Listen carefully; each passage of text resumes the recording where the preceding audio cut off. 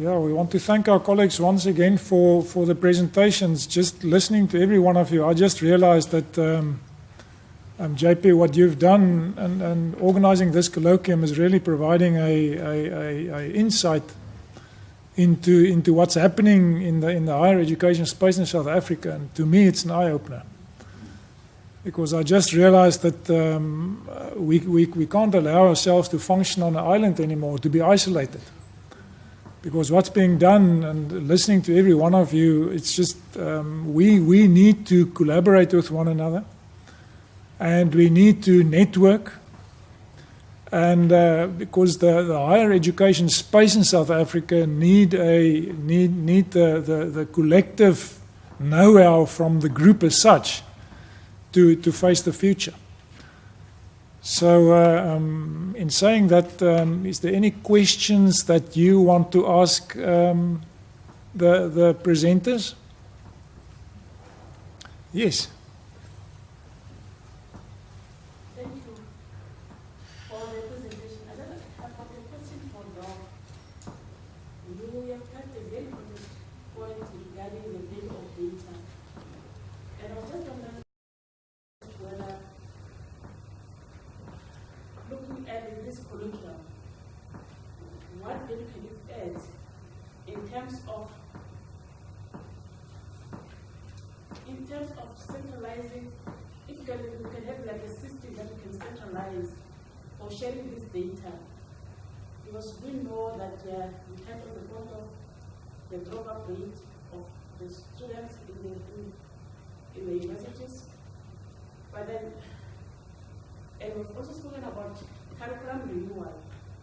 We are all doing this, but then can we have like a central point that, as universities, to share this data, where maybe when a student is not doing well in one institution, maybe is failing, for the student to study in another university, that student can be directed that for the program that the student is doing, maybe you can decide to change for the course that for the credit that the student has already accumulated.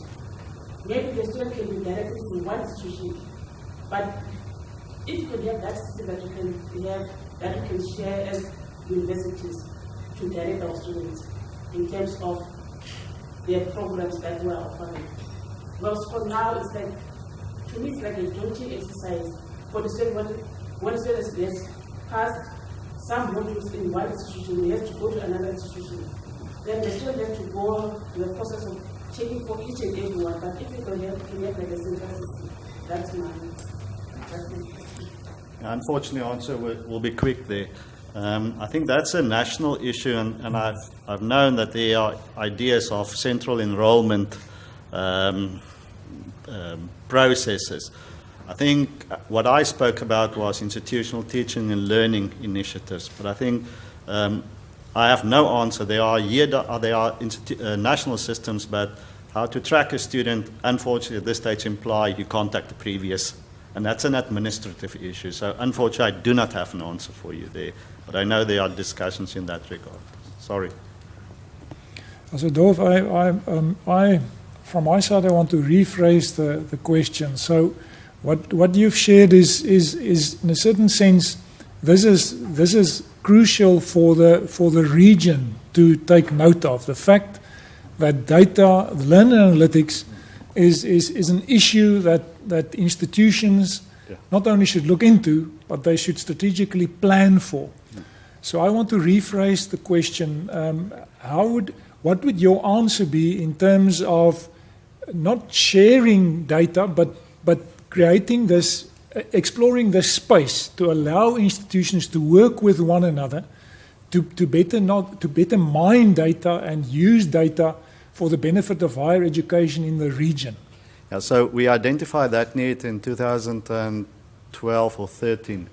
Therefore, we created what I shared with you, the South African Higher Education Learning Analytics Community of Practice. And for 5 years, we had separate meetings focusing on learner or learning analytics. And then we realized that that needs to be integrated into the bigger body of institutional research because it cannot function in isolation. And now from 2018 onwards, we are part of the South African Higher Education Institutional Research, where it's a community focusing on institutional and learner analytics data, where we have got a network of a focus-specific area. So that's, I think, attend the South African Institutional Research Conference in 2018. Okay, when would that be? It's in October. I will find out and I can share, but everybody in the institutional research will know about it. Yeah. Yeah, thanks, Dolf. And also, colleagues, I learning analytics provides a lot of data that would help us as academic developers that find ourselves in this third space to do research on, and in fact to show the environment that we indeed are true scholars of teaching and learning, and this is what learning analytics is providing us data. Any other questions? Perhaps any of the panelists, you spoke a lot of, or you all spoke about the idea around student success, but do you think there's a need perhaps to revisit how we define student success? A lot of the time it's equated to throughput rates, but as the idea of the lifelong learner is becoming more and more, I think, emergent, do you think there's a need to also track our students after graduating and see if, how do we measure whether they're successful really? Is it just a good grade at the end of the day? And do you have any efforts to better understand your students as perhaps lifelong learners?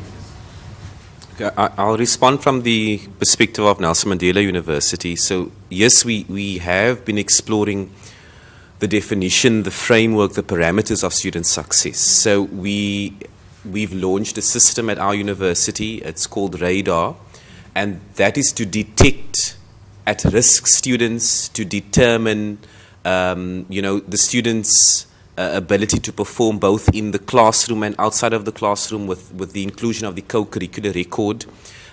So we define, or we view student success much more than simply being limited to passing the module or obtaining the qualification. And then we've also rigorously revisited our graduate attributes with close links to the industry. Also interviewing, I can reflect on the journey that the Faculty of Education specifically explored and they had undertaken by looking at what the graduates of the university, the teachers, are experiencing in their fields and then forming part of the recurriculation process. And we launched the new B-Eds at the beginning of this year or last year. I'm speaking under correction. But yes, so we view student success as going beyond simply passing the module, obtaining the qualification, and also the application of the knowledge within the field. Yeah. Okay. Anyone else on the panel that also want to answer the question? We agree. Okay, you just agree. That's the best answer, I agree, you know. Sir, it's what he said, I agree.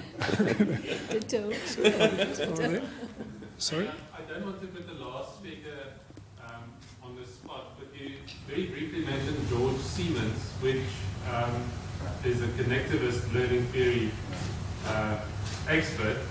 But connectivism, I think, could be powerful in understanding how knowledge not only resides in people, but in organizations as well, and that learning can happen beyond just people constructing knowledge, but it's almost the nodes, the connections between the nodes of knowledge pockets. So I was wondering, because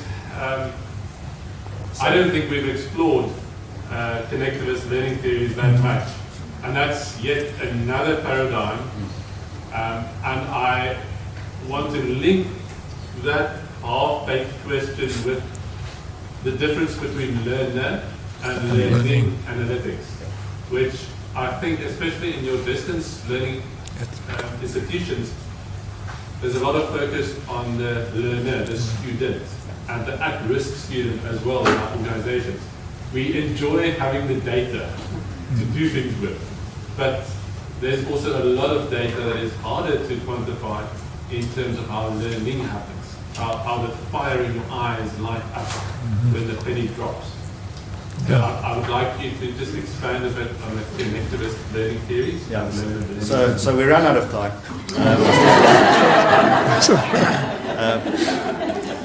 But the short and sweet is there's a whole debate online between him, his ex-colleague, the Canadian. You can see his face in my head. But in any case, the CMOOC originators. But The Delf. so